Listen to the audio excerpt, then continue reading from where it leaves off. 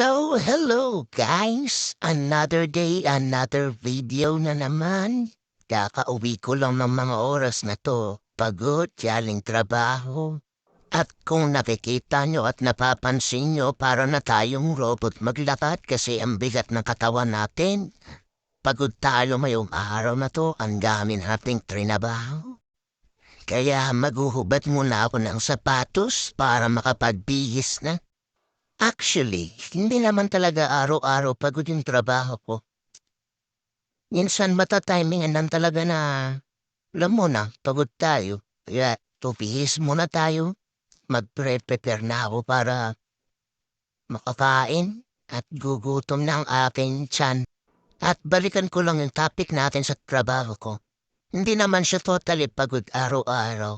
May araw lang talaga na mapapagod ka sa dami ng trabaho.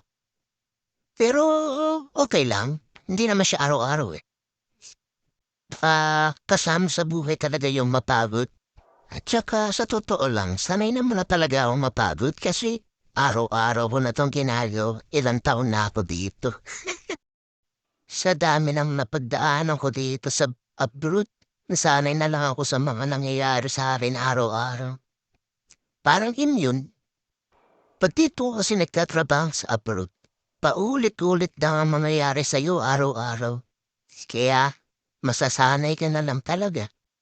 Kesa naman, manatili ka sa bahay nyo tapos wala kayong kakainin o di ba gutom kayo ngayon.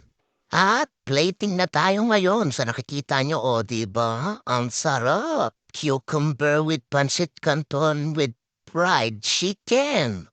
Ang sarap niyan mga idol. So paano? Hanggang dito na lang.